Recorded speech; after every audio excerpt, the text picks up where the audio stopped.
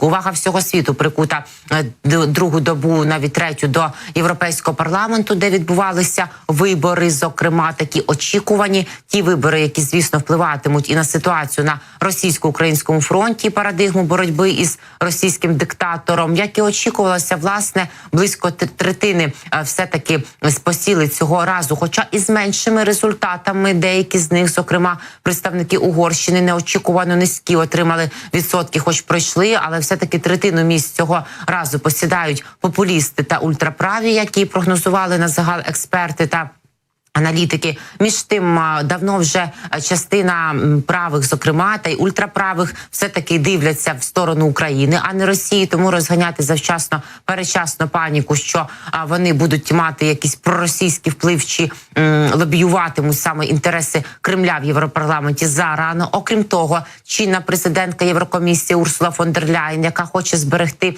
свою посаду і на другий термін, говорить: ми найсильніша партія, ми якір стабільності, разом ми зупинимо правих і лівих популістів в разі потреби. Ось так Урсула фон дер Ляєн коментує результати Європейської народної партії на виборах в Європарламент. За даними екзитполів, проукраїнська політсила отримає щонайменше 180 мандатів із 720 і залишиться найбільшою фракцією Європарламенту.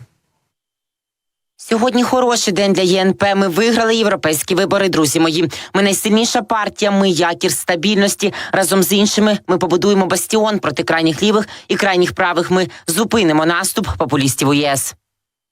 От як і не вірити.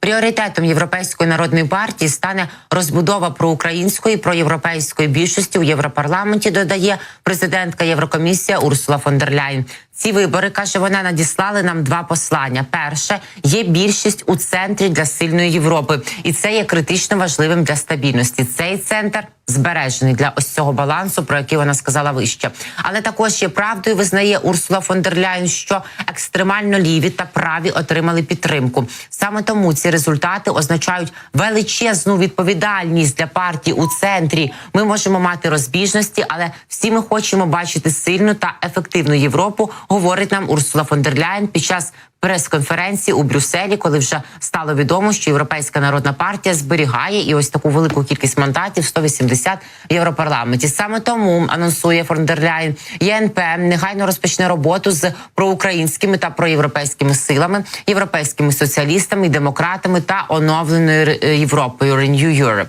Світ навколо нас вирує, різні сили зовні та всередині намагаються дестабілізувати наше суспільство, вони намагаються ослабити Європу. Ми ніколи не дозволимо, щоб це трапилось, підсумувала фон дер Ляєн. Президент Європейської народної партії Манфред Вебер зауважив, що до Європарламенту могло прийти багато політиків, які хочуть зруйнувати Європу. Ми вирішуємо питання міграції, ми вирішуємо питання економічного зростання, ми вирішуємо питання збереження миру в Європі, в Європейському Союзі. Це саме те, що пропонує Європейська народна партія, додав він. Водночас наші колеги з РБК Україна аналізують, що крісло під Урсулою фон дер Ляєн, так би мовити, зараз ще підвішене, в підвішеному стані. Її повторне переобрання, призначення на посаду президентки Єврокомісії, що, звісно, нам би було більш ніж на руку. Та й взагалі для збереження, бачимо, балансу демократичних сил і запобіганню дестабілізації в Європі. Втім, для другої каденції на посаді Урсулі фон дер Ляєн потрібно зібрати більшість у 361 голос на свою підтримку в новому Європарламенті. Перед виборами озвучувалися різні варіанти такої коаліції, але, схоже, фон дер Ляєн свій вибір зробила. Вона пообіцяла зупинити крайніх лівих та крайніх правих та анонсувала переговори з соціал-демократами та лібералами з групи Renew. 2019 року саме така коаліція і забезпечила, власне, їй крісло. Наразі ЄНП, соціал-демократи та Renew разом набирають 404 мандати у новому скликанні, але цього може виявитися недостатньо. Від 10% коаліціантів, як очікується, не підтримують її кандидатуру. Отже, голосів може не вистачити. Найближчими днями фон дер Ляєн якраз присвятить переконанню незгодних у лавах союзників опціонально. Спробує залучити до коаліції запасні голоси.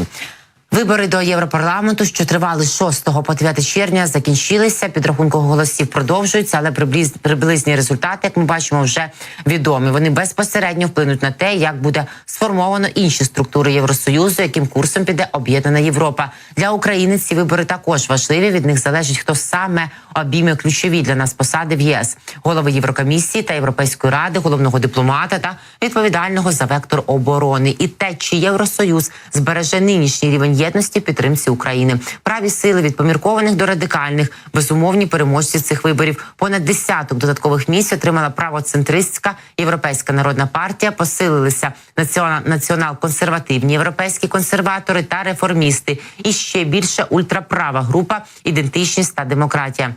Серед головних чинників їхнього успіху – підвищений інтерес виборців до питань національної ідентичності, культурних воєн та тему гендера і ЛГБТ-спільноти, занепокоєння міграцією та зростанням інфляції. Особливо яскраво успіх правих виявився на рівні ключових країн-членів ЄС. У Франції праворадикальне національне об'єднання з 31,5% голосів більш ніж удвічі випередило свого найближчого переслідувача – відродження президента Еммануеля Макрона. В Німеччині праворадикальна альтернатива для Німеччини з яскраво вираженими нацистськими нотками, хоч і прийшла другою, але випередила правлячих соціал-демократів Олафа Шольца та інші партії коаліції в Бундестазі. В Італії перемогу здобула права партія «Брати Італії» Джорджі Мелоні, підтвердивши її статус як висхідної зірки загальноєвропейської політики.